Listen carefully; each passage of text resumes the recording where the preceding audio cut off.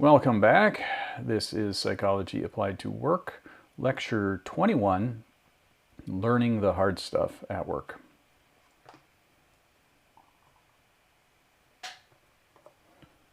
All right, recall Lecture 20 was Development, part of Lecture 19 and 20 covering Chapter 7 on Training and Development.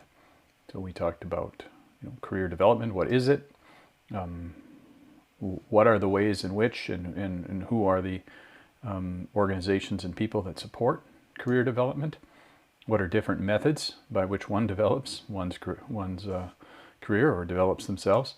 We talked about career planning, and then we gave some perspective on the nature of constant change and how you should embrace it, and how at a minimum you need to be working on development just to stand still. And then, of course, you push past that and do a little bit more than that so that you get ahead.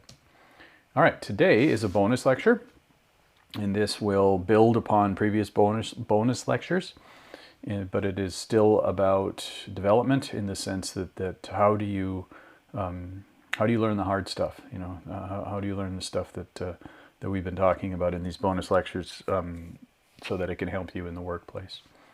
So we'll talk just a little bit, mostly review on how you learn, and then we will outline a little bit of what we mean by the hard stuff, followed by getting into some of the examples of what I'm calling the hard stuff. So navigating the complexity of people, uncovering the implicit job, finding shared information, increasing your engagement, and increasing the engagement of others. All right, this should be a fairly straightforward bonus lecture, short of me going off on too many squirrel chasing expeditions. Most of this will be making reference to information I've already provided you in the previous bonus lectures, and sort of asking you to recall them, and sort of bring them to bear on this broader topic of how do you apply this stuff to yourself, in order for you to grow in ways that are less explicit to the job. This isn't about a development project where you're going to learn a new skill, increase some specific domain knowledge that's relevant to the job. This is more psychological. This is more the complexity of interpersonal interactions, that sort of thing. But let's just have a quick reminder here, so that you're oriented properly about learning. So, and these are of course reductions. These are of course gross simplifications, but they are, with that in mind, they are still very useful. The easiest way to think about learning is it's an association process, a process by which you create associations between events and things or thoughts, but whether or not you create that link, whether or not you create that association depends on the salience. And simplest way to look at salience is something that's meaningful to you. Sometimes what is salient to you is automatic. Sometimes it is deeply dependent upon context, but it has to be meaningful. Recall that you're constantly being bombarded with a seemingly infinite amount of sensory information, and you're going about an elaborate, evolved process of ignoring almost all of it, and allowing in through the inhibiting of everything else, so to speak, the stuff that appears to be most relevant, the stuff that appears to be most salient to what you're looking for, to some extent what you're expecting to see, and depending on your situation, it might be something you're looking for, things that are affordances. You're looking for things that are going to help you in a pursuit of goal. You're keeping an eye out for dangers, but you're also keeping an eye out for opportunities. So mostly you're ignoring stuff. Most of what you do as an entity is ignore stuff. If you weren't exceptionally good at ignoring stuff, you wouldn't at all be able to function. But so the learning is about creating associations, about sort of discovering and recognizing associations, and then building those linkages. And in the process, you're doing something that's obviously a reduction, because now you sort of see it on those reduced terms, but nonetheless, it's how we roll. So we do have bounded rationality, which is to say, we can seemingly consciously reason things out, but it's within, it's deeply constrained, within the limits of our ability to think. But we do appear to have a learn by association circuit, so to speak, that is quite powerful, that is at work, from the moment we are, from the moment we have brains to the moment we die.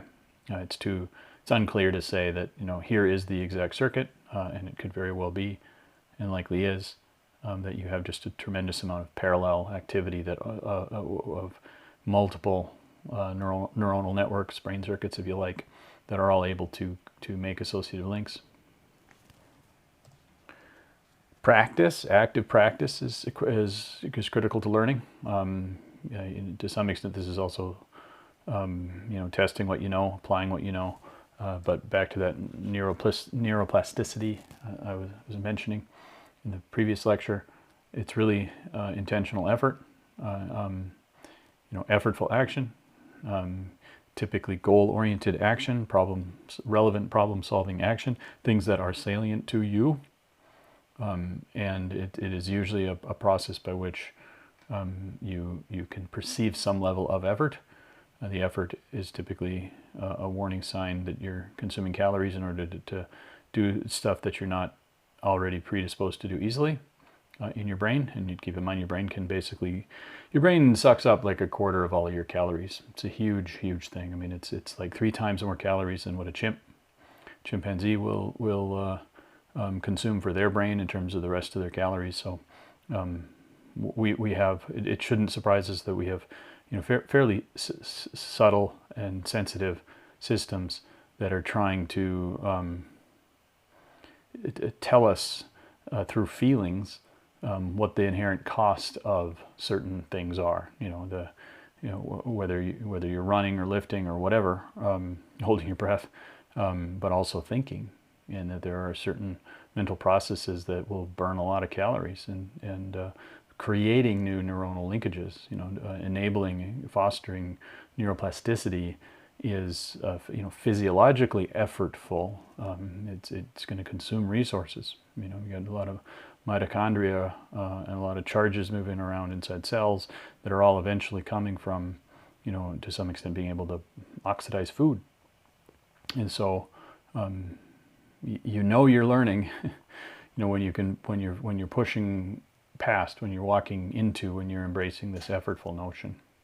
And that's not to say there isn't learning, the associative learning that feels low effort. Many things, like a neurotypical child learning to speak is often, many aspects of that, the effortfulness doesn't come to the mind of the child.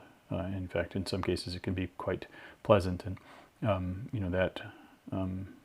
that makes sense from an evolutionary standpoint. That you wouldn't want to discourage certain neuronal plasticity that's part of early development.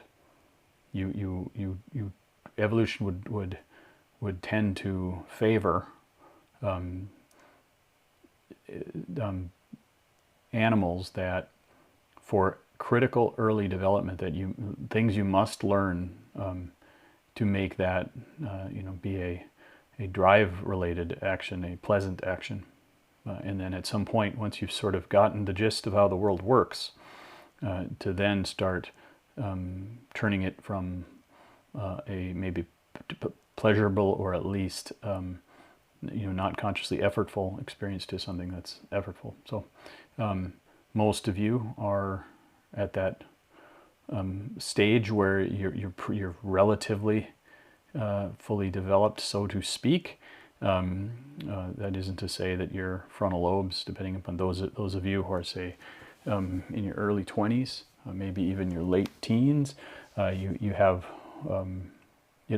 generally speaking, you've got a lot of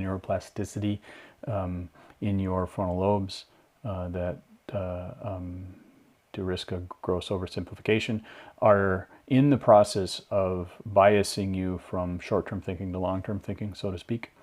It seems to be that it's more the development or the delayed development seems to be more profound in young men at that early 20s phase, and hence the hold my beer kind of actions that young men sometimes do.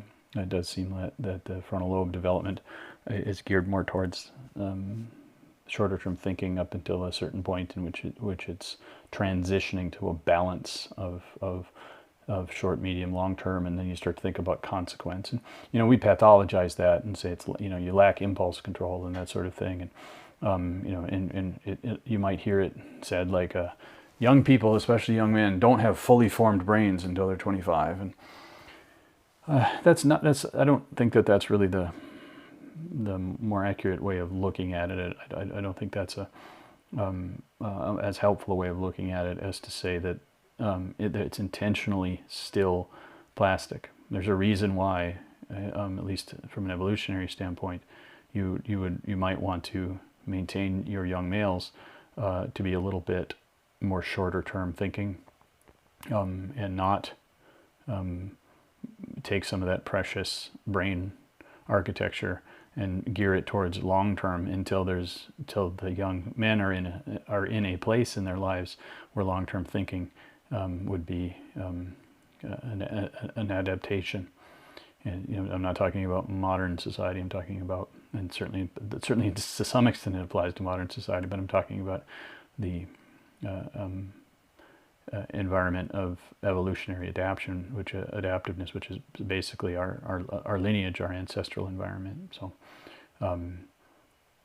the neuroplasticity that some of you are like more naturally in can be leveraged to help you learn.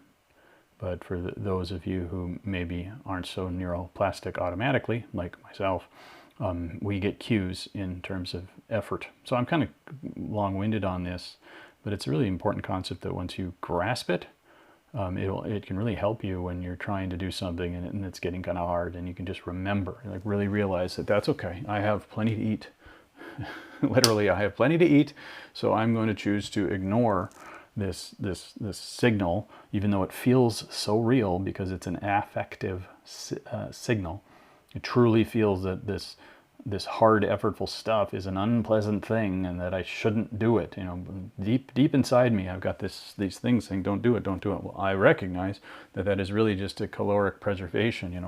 It's my evolved systems trying to keep me alive, because it was only in the past few decades that we were in a land of constant surplus calorically, and we probably won't stay this way, at least our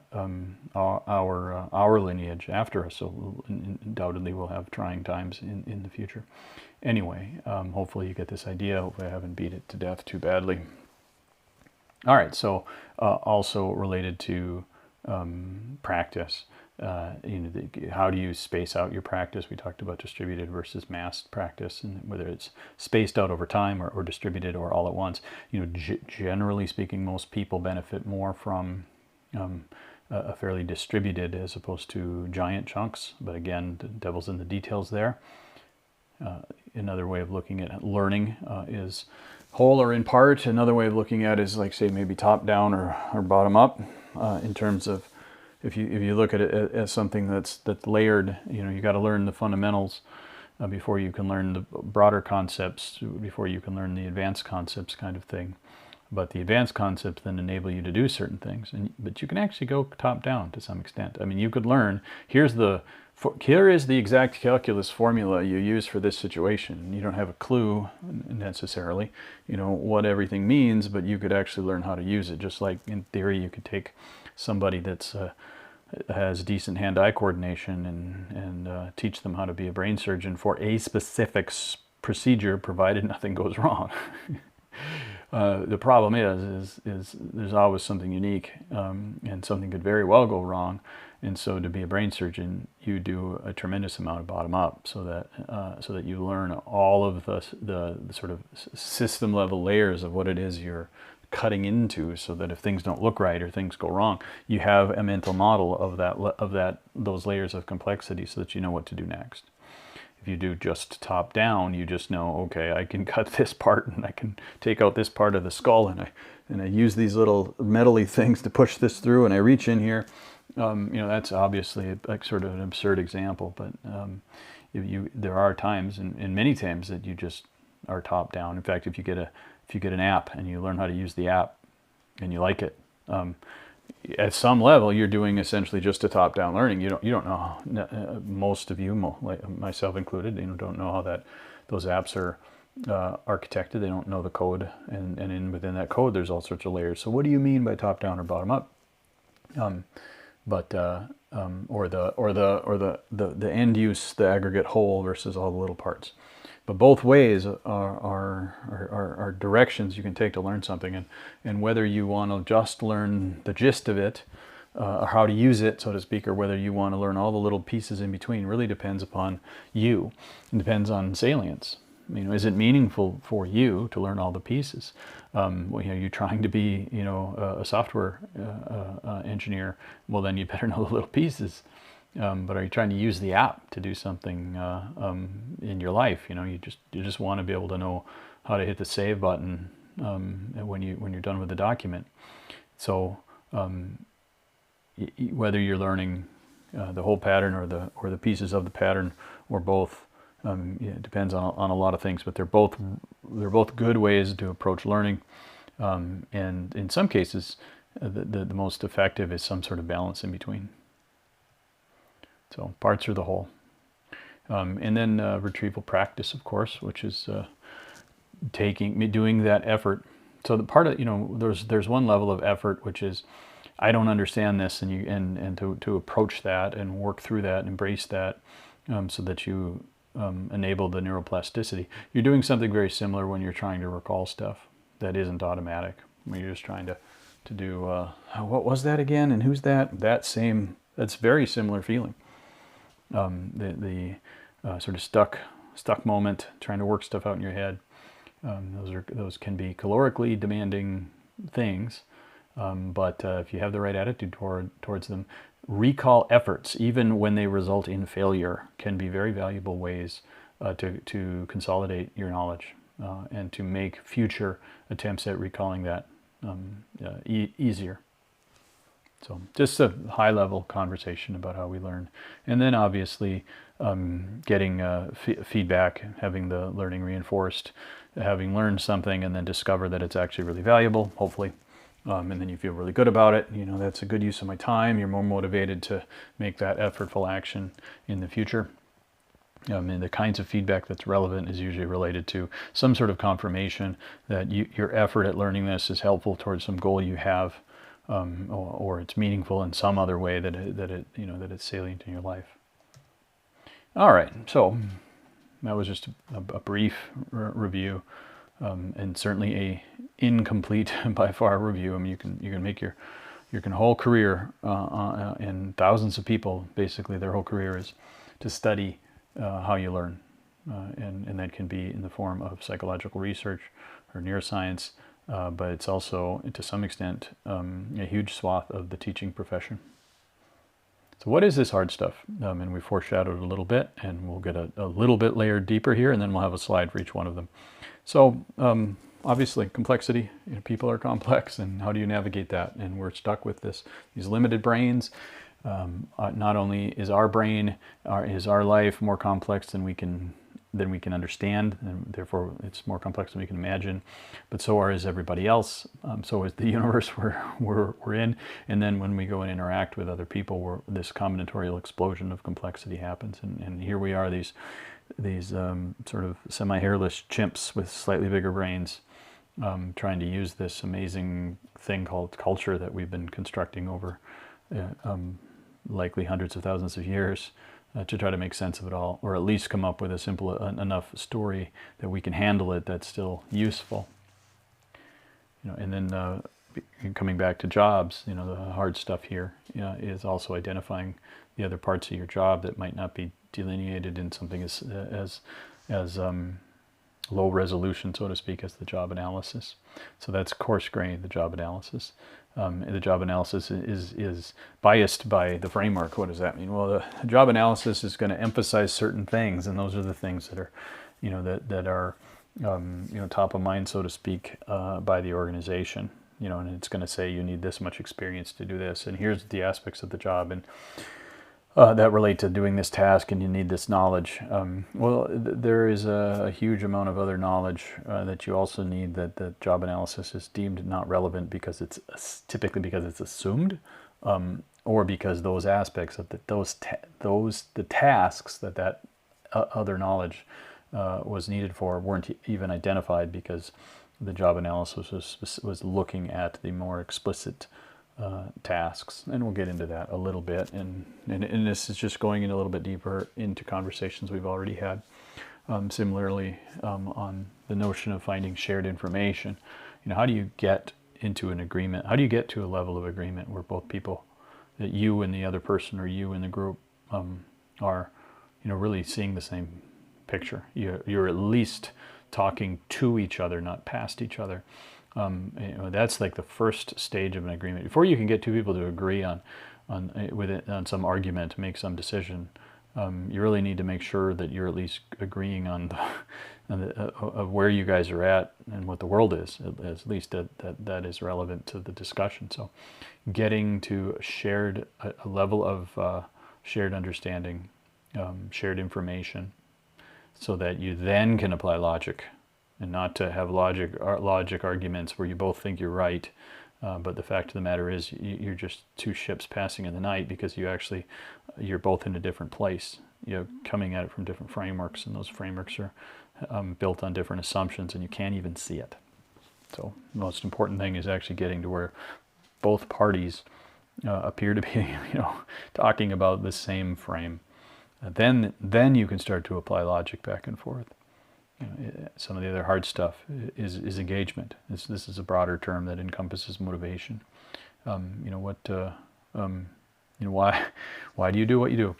And trying to get a handle on that, trying to get a handle on what motivates you, trying to figure out how to negotiate with yourself so that you can increase your engagement.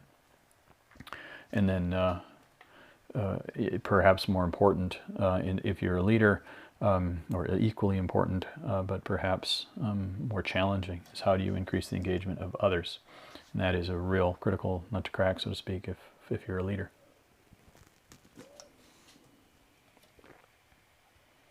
All right, we will go into each one of these topics and relate them to the broader topic of learning the hard stuff, and how do you go about increasing your knowledge here. All of these are going to be built upon previous bonus lectures. I'm assuming that you have watched and reasonably paid attention to the previous lectures we've had talking about human complexity, for instance. Most notably that you watched and paid attention to the human animal at work, but also lecture 6, also lecture 9, also lecture 12. They all are foundational to being able to make the most of this context here of how do you get that knowledge, and how do you use that to improve your perspective at work. So remember, the concept of niches. Remember the concept that all life is really in the prediction game. Recall that thinking is really embodied. We're really no matter how seemingly disconnected our thoughts might be to navigating in space, you can usually metaphorically work your way back to something that is an embodied action in space, because that is how our brains were formed.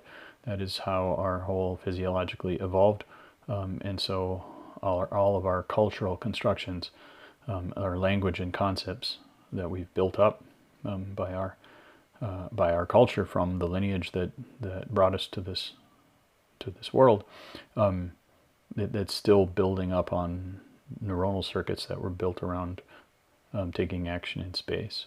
So, and then remember in-group, out-groups. Remember our broader topics of evolution.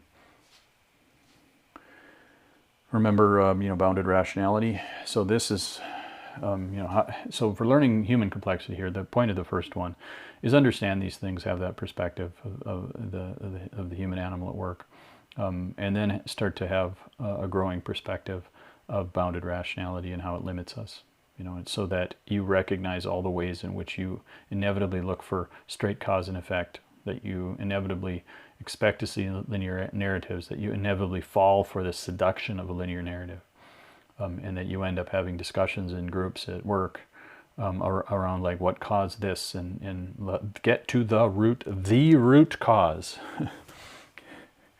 And while those are, it's hard to have conversations if you just say, this is way more complex than we could possibly understand, and the other person goes, yes, it is. Well, let's go take a nap then.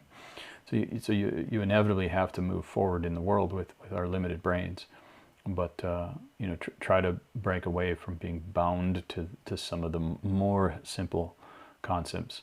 You can understand what a reciprocal causality is. You can understand what a virtuous circle and a vicious circle is. Hopefully you can get a concept of the difference between like a two-body versus a three-body interaction, even if you can't mentally envision how those three bodies are all interacting. But definitely develop an intuition and explicit domain knowledge that the world is seldom simple A causes B linear things, as much as almost all of our discourse is built around those assumptions. So work to break away from them.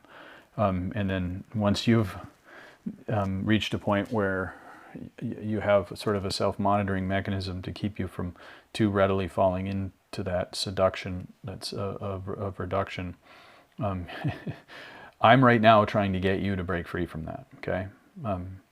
I'm trying to get others to break free from that. And if you're the only one in the group that recognizes that it's a lot more complicated than A causing B, you won't have shared information. You'll be the smart person that knows stuff, and the rest of the group goes, I don't know what the hell that guy's talking about, and you won't be effective. So how do you get other people to see that complexity? And you try to explain it. You try to use examples. If you now have a broader perspective on this, then to some extent I've been successful. And so look to what it was about what I said that helped you understand this better, and develop your own narratives that you can share, so that people understand a level of complexity that at least opens up broader options in a workplace setting, and at least keeps you from really limiting yourself or doing dumb things. And remember that your motivations are, why you do something, they're pretty complicated. They're inevitably implicit. That doesn't mean that you don't ever understand your motivations. It just means the full richness of why you're doing something. It has elements to it that you can't fully explain, and that whatever you do explain is inevitably a reduction, and inevitably it's a construal. But often that construal can be sufficient. You don't have to sit there and spend your whole life, and please don't, ruminating on your motivation. Why am I not happy? Remember, don't do that. Not to say ignore those topics, but don't get yourself down in a spiral trying to make explicit that which cannot be fully made explicit. And because you're also part of the model, when you go, am I happy, for instance, or why did I do this? You're introspecting and thinking about how you're feeling about it, and what you kind of got to get to a sense for your motivated state. You're inevitably affecting that motivated state by sort of reliving it and ruminating about it. And if it creates anxiety, it actually can make the rumination on the motivated state a more negative thing, and then you can spiral, and then you can have a positive spiral too, depending on the context. But don't overthink, but recognize that motivations are complicated things, and there's often a lot more going on about why you did something and why you didn't want to do something than your very short linear narrative answer. Just like linear cause and it's really a subset of linear cause and effect when you're trying to ascribe, when you're trying to attribute things, causal things to your motivated state. And remember, binding narratives. Remember that people need shared fictions. It's the only way we can be functional. We need to have that dimensionally reduced story about who we are, where we're going, what the situation is, whether that's our broad identity as a human, as a culture, or a religion, or a nation, or whatever, but also down to a meeting at work around what's going on and what's our problem and what are our priorities and that sort of thing. Inevitably, you're having a cartoon conversation versus the true complexity of things. But that doesn't mean that we don't need them. We have to have our binding narratives. Just recognize that they are shared fictions, but that doesn't mean, the term fiction doesn't mean that this is some deceitful act or this is some whole cloth thing, somebody consciously made up. It just means that they're construals.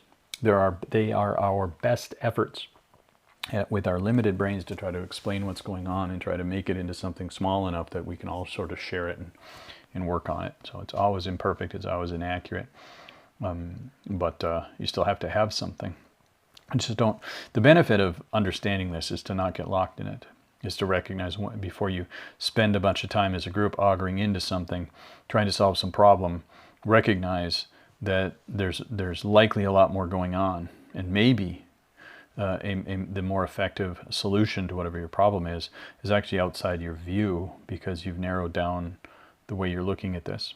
So there's other factors, there's other causes, and real innovation, real breakthroughs come from not holding on to your binding narrative too tightly. All right, so the other thing on human complexity is you seldom change somebody's mind with a frontal attack. Just going after, which is to say, it's usually a logic attack. It can be something that's like a moral attack, which is to say that's a terrible thing to do. That you're a terrible person. But in a workplace, that's a little less common, or a lot less common. You're more likely to have basically, that's a dumb idea. Various versions of that. It might be stated indirectly and less directly, but still people get what you're trying to say. That you're not agreeing with them, and you don't, and it's like you're basically trapped in this world where you're saying you are being illogical. I have the logic. And I've worked with engineers more than any other group, a work group, more than any other profession.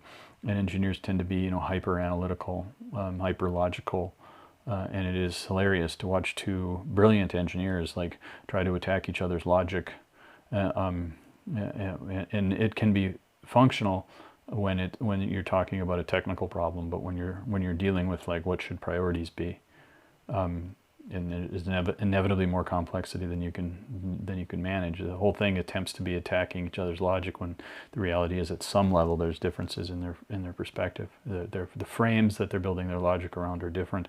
The assumptions that they're bringing to the table are different, but instead of recognizing that, each group assumes the other has the same assumptions. That's really like a fundamental, I don't know the name for this. Somebody's probably given it a name, but there's sort of this default perspective that we have as humans, that we naturally think that the other person has all of our base assumptions, our axioms, our things that we take as self-evident. So, an axiom is a thing that you didn't build it out you didn't reason it out. It's a thing that you just accept. You accept that you accepted gravity long before you ever took a physics class. You accepted that your body moves in certain ways, people act in certain ways. At some point, you developed a moral framework where usually from a combination of socialization in your environment with your culture, your parents, and then what the associations you've made along the way, and potentially to some extent pre-built circuits that are that have constrained our culture. So that isn't to say that I'm not arguing that DNA has the code inside for how much compassion you should have and how big your in-group should be. But I'm saying that the DNA and its expression limits the optionality, and so culture inevitably evolves only a certain subset of options that are stable. So I'm getting in the weeds here, but another real big takeaway here for talking to people, and when you feel like you're not in agreement, is this recognition that both sides are unlikely, unless they make conscious effort and have learned this the hard way, as I'm trying to teach you. Short of that, most people just intuitively, implicitly think that the other person shares all their same assumptions, and so they're ending up having this argument or discussion on what feels to be on reason and logic. And even when they're saying, I mean, take the abortion debate, people often will have a reasoned argument that's built on a moral frame. Let me walk you through some examples of why this is such a tragedy for babies. And the other person, let me walk you through all these specific logical arguments about why this is a horrible oppression on reproductive freedoms and all of that. And you can just go endlessly back and forth, and you'll never get anywhere, because you're not getting at the differences at the axiomatic level. You're not getting at the inherent discussion that might be fruitful, which is, and I can't believe I'm walking myself into this topic, and I'm trying not to take a position on the topic, but it seems to me that the only conversation to be had is the conversation that is almost never had, which is the recognition that yes, you have a life and yes, you have another life, and you have freedom and rights, and you have freedom and rights, and they're smashing into each other, because they're literally one's embodied in the other, and all the talk about logical frames is pointless if you don't share the same axiomatic perspective on the value of those two things. And that's a gross oversimplification, and I think I'm going to get off this particular topic. But you'll see this again and again with people that can't seem to get past an argument, or people that just can't seem to get along. You'll see these things in marriages. Get to the core of your perspective, and the perspective of the other person, and try to figure out what assumptions are you bringing to the table. And one way to do that one way to help you learn to do that is do what's called steel manning. Don't straw man. Those are gendered terms, but that's what people say. A straw man argument is where you take a weak, the worst, most incoherent version of your opponent's position, and you basically attack it with the superior logic of your position. Well, a steel man is where you actually do your best to try to make the argument of your opponent, so to speak. Do your best to really try to understand where that person is coming from. And in the process of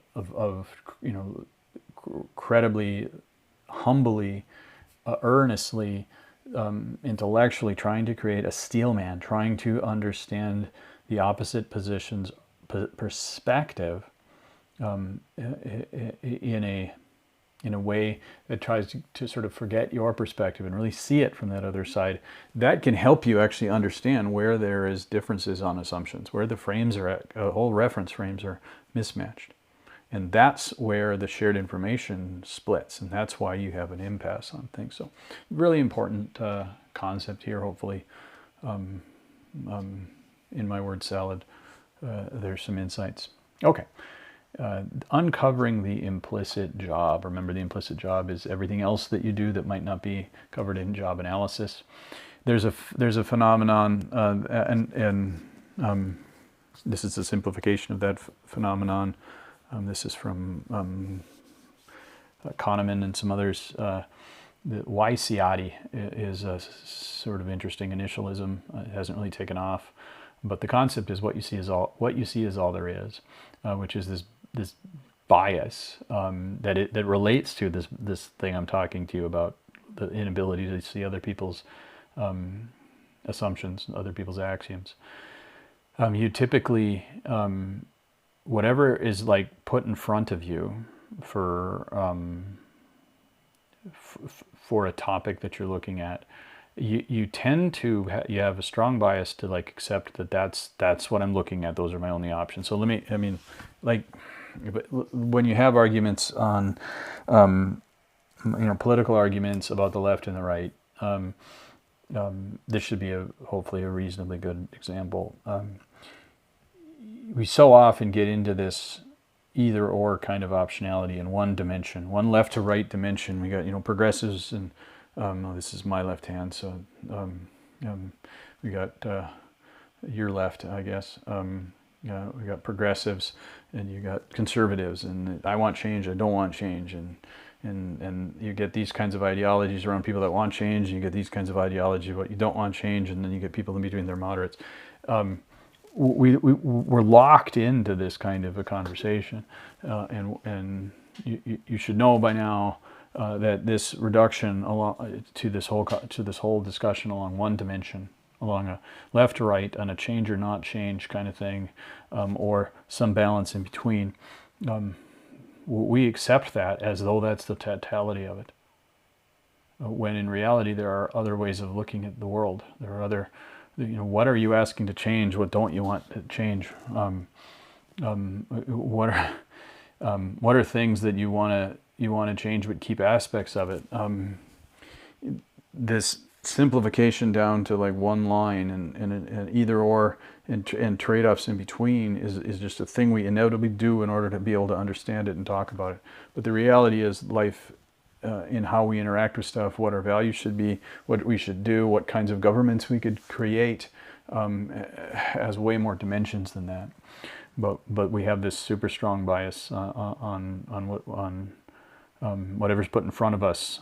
We have a tendency to go, well, that's our only option. Like if we said, hey, we're trying to decide we want to decide where to eat as a group here, so we can eat American food, we can eat Chinese food, we can eat Mexican food, and maybe two more things.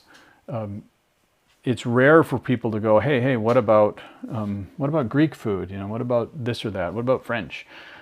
Because if we're given a list of options, we tend to accept that and see that as our only world. And so that happens when we're doing job analysis, and what happens when we're looking at a job is the things that people have made reference to about the workplace tends to be the things we think about. Those tends to be the things that become the explicit of our job. Okay, so to some extent, and job analysis finds what it seeks to find. But remember that the jobs over time, evolve with the employee. The particular person in the job is an agent themselves. They have affinities, they have competencies. At the same time, things are changing within the organization, things are changing in the market. So these jobs are always in flux. But what was the explicit part of the job that came from job analysis, job description, came from you saying what it is that you do, it came from you doing your internal performance assessment that then your manager uses to do their counterpoint, so to speak, of a performance appraisal, is all limited on this narrowed sort of definition. We can kind of get stuck in it. Meanwhile, the job is much more than that, and it's changing. All right. To give you some perspective on this, some of the informal things, some of the implicit things that aren't articulated as job duties, but inevitably you kind of know that they're duties. You take care of them, or you've wanted to, or it's just worked out that way over time. Some of them can include knowing where to find things, and this often involves digitally where to find things and how to navigate a bunch of complex information in databases and file structures and servers, but it also includes physical things. It also includes, and those things could be people. How to find certain people that know how to do certain things. So the fine-grained map, metaphorically and physically, and then knowing who else knows how to find things. Okay, hey, I got this problem, but you know what? Felicia really knows how to do these sorts of things. She's an expert at this sort of thing, I'll call her. Knowing who those people are ends up being something that is an important part of your job. And that, knowing where things are and knowing who to talk to people that know where things are ends up being a value that you can provide to other people as well. So in some cases, you get people that, personality differences, individual differences, life experience differences, and some people get upset. And certain people are sort of whisperers for those people. Because for whatever reason, you really get that person, or they get you, or there's trust there, or there's a lot of extra compassion from some shared experience, whatever. But oftentimes you find in the workplace this sort of harmony that's being maintained by the relationships implicitly. And people that would be really upset, disaffected, disengaged, might quit, might bring other people down with their cynicism. Certain people can, reach them and change their perspective, and that ends up being informal or implicit job duties that you have sometimes. That's certainly been, there have been many times in my career where there have been very, often neurodiverse people, or at least sort of really different people. That can lose perspective on things and get upset about stuff. There have been many times in my life where I have found that I had a ability to talk to that person in a way that maybe their direct supervisor couldn't, and I had established a kind of trust with that person. And I've talked to quite a few people off ledges in my career. That's a metaphor, and I'm not trying to make light of that metaphor. But hopefully you understand what I mean. People have been very upset, and I've sat them down and heard them out and tried to give them a shift of perspective. That no, your manager's not actively out to get you.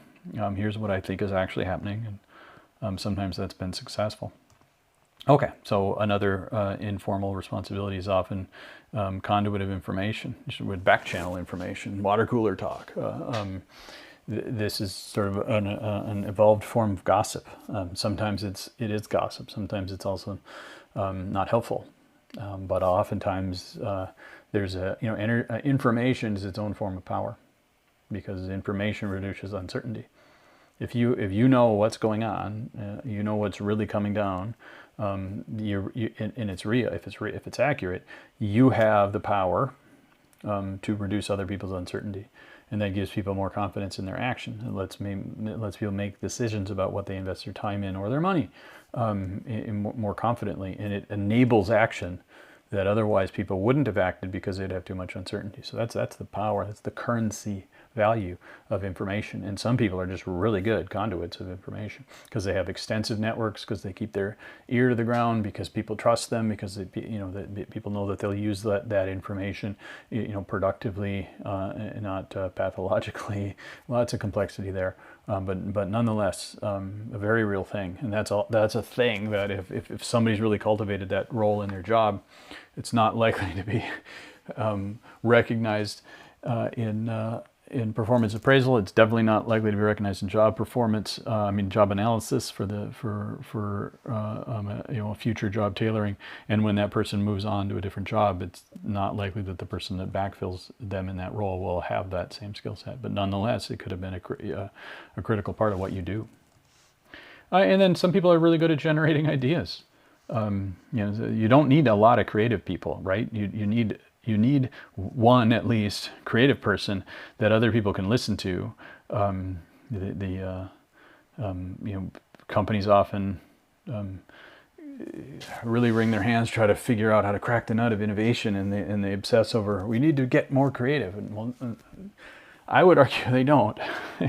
I would argue that they've got more than enough creative people in their organization, and they need to figure out how to vet those ideas. And they need to figure out how to give a few people that are highly open, highly creative, some voice and a means with which to decide which ideas are best. And some people are just really good. They're not just really open, they're really creative, but they also tend to be really grounded in the sense that they have a lot of ideas. They have sort of a easy, free association with things because they have a very open personality, but at the same time they have a lot of understanding of the complexity of the organization, and so they can vet their own ideas. So there are other people that are just super creative and they're always bouncing off ideas and they haven't thought them all through. And there can be a real disaster if you just go and assume they're right and implement them. And a lot of companies go under at the early stages because their founders were real creative types but haven't really thought something through. But some people just get really good and develop a good reputation for coming up with good ideas that are sound, that are well thought through because they have that right combination. And that can be a major part of your job that might not be recognized, but it can formally.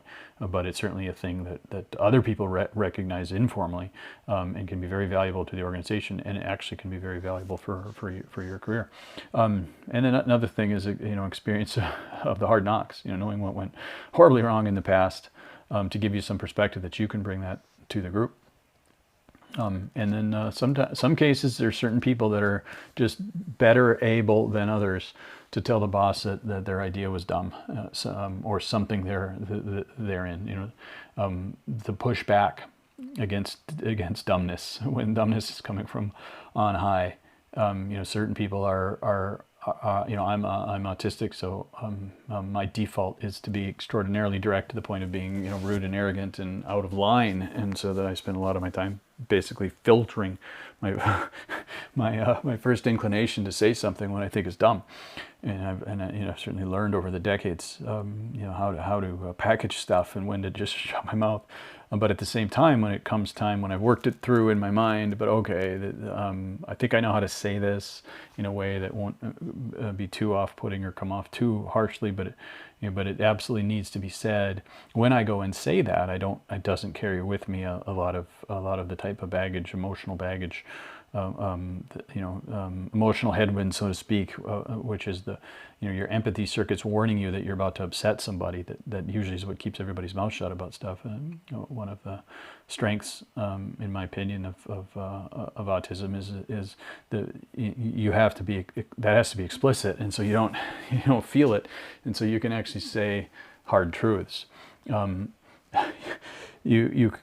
can also say hard truths that nobody wanted to hear and everybody knew, and now it's really awkward, so it's not all good. But autism aside here, some people just have the trust.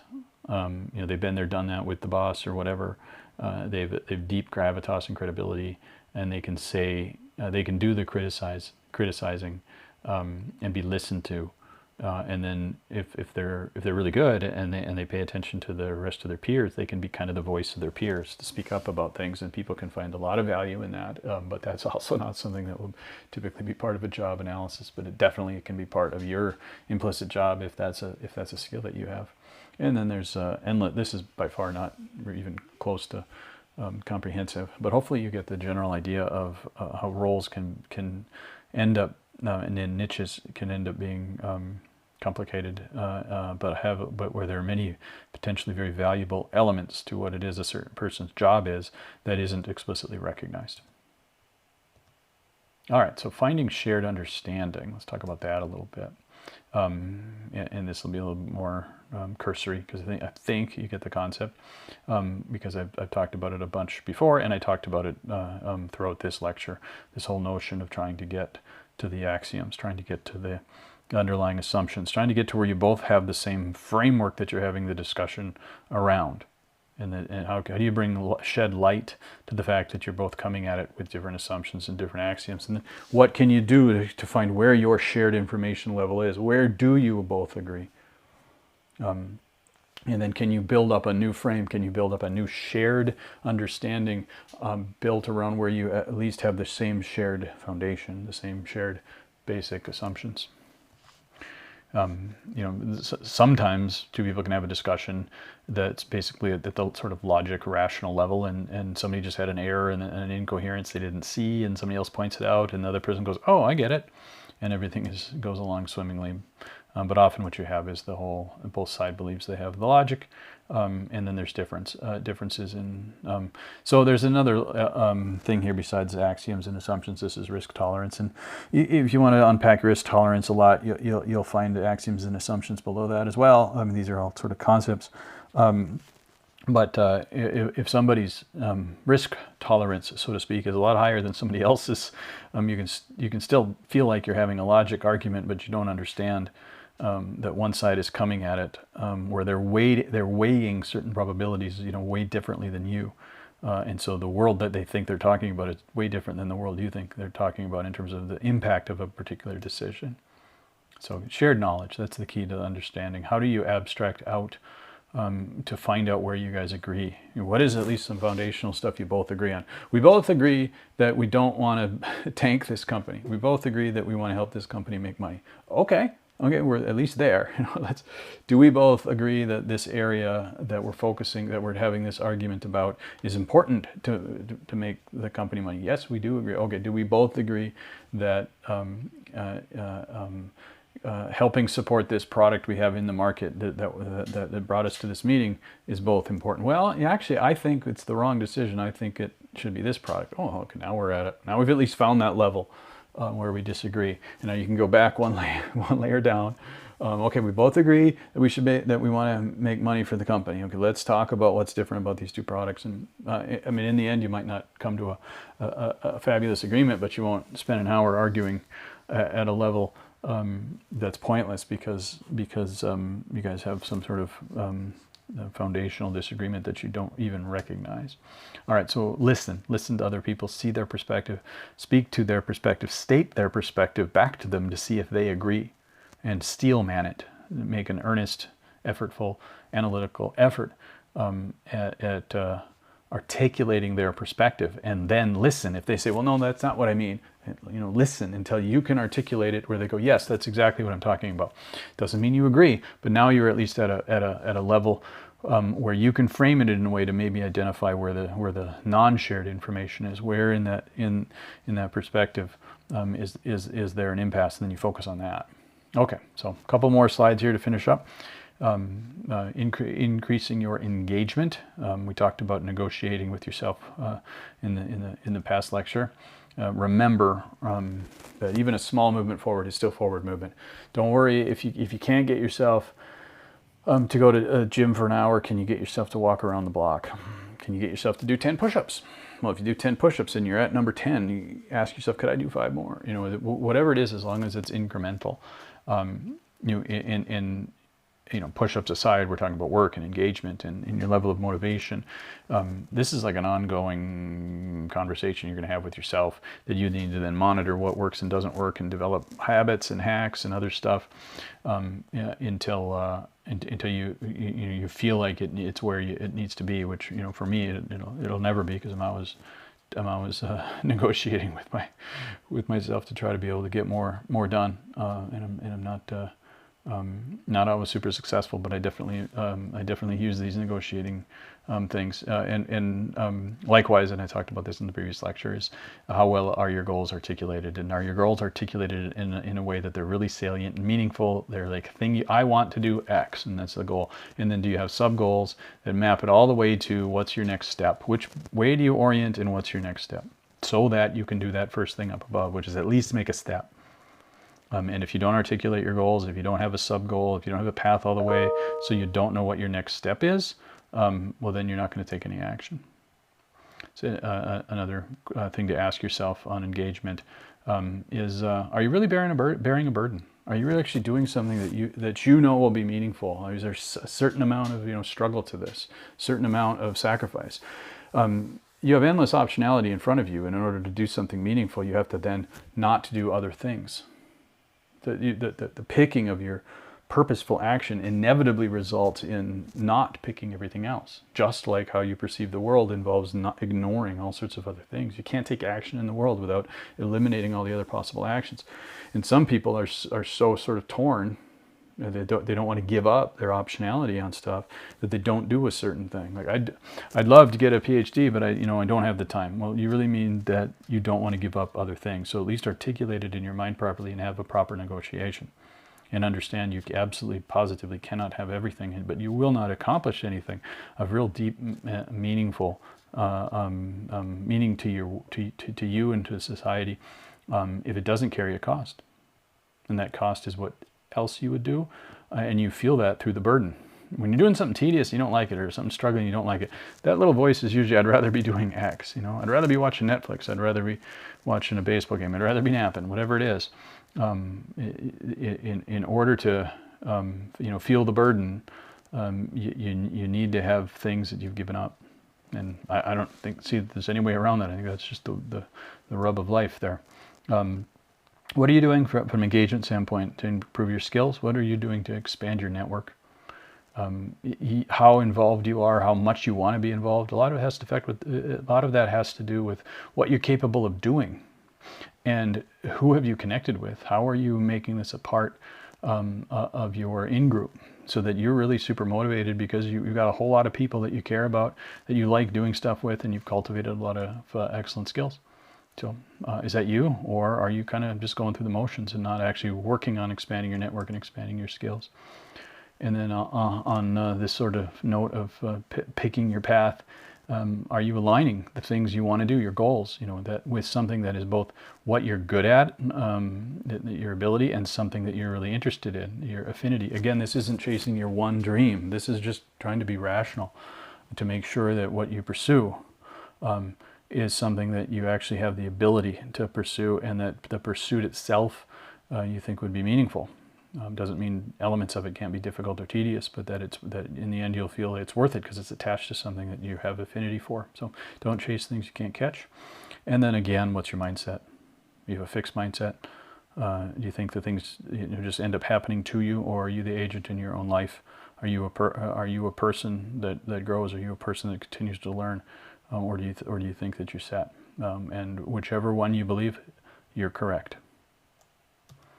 All right, lastly, increasing the engagement of others. Do you support people or do you ignore them? If you're a leader, are you a servant leader? Do you look to break down barriers? Do you look to help people? Do you want them to feel your support? Or are you really telling them what to do? Do you listen, or do you tell? But listening to people, really listening to people, takes a lot of time and energy. To try to listen, try to get a shared perspective, and then articulate a goal for them that lines up with their own goals, that happens to be what you would also want them to do as their leader. That takes a lot of effort, and it's easier to just tell them what to do. But if you just tell them what to do, you're not going to get the level of engagement you would have if you figure out how to line up goals. Are you establishing trust? Are you reciprocating that trust? Are you keeping that trust? And at a minimum, are you making sure you never betray, you don't lie? Sometimes lying is because you don't want to deal with something. You don't want somebody to get mad or upset because now you'll have to deal with that. So you just tell them a little lie. If you give them a bad, maybe not great performance review, or you didn't pick them for a big opportunity, and you lie and say, well, I didn't have the option of picking more than one, or it wasn't my decision. Is that true? Or are you saying that because you don't want to deal with it, and people see through that, and you lose trust? Are you helping the whole team to articulate the team goals? Remember what I was saying about goals, and a large goal should have sub goals, and it should be defined in a way that it tells you what your next step is. Which way do you orient, and what's your first step? That applies to team activities. I would say every bit or more, because you're trying to herd cats. You're trying to keep people aligned, and they really need to have a well-articulated, explicit, shared purpose that tells them what their next steps are. And then what behaviors do you model? Are you being who you want your team to be? All right, let's recap today's bonus lecture. We talked about learning the hard stuff, briefly talked about how we learn. We said at a high level what that hard stuff is, and then we got into it. That included navigating the complexity of people, and we brought up a lot of old bonus lectures. We talked about uncovering the implicit job. We talked about finding shared understanding, increasing engagement, and finally increasing the engagement of others. Next lecture, we'll talk about leaders and followers and start chapter 8. Talk about what is leadership, what is followership, and what's the purpose of leaders. We'll get into hierarchies and networks again, and power and influence, and what does it mean to be an effective leader. All right, that's the end of our lecture. We'll see you for lecture 22.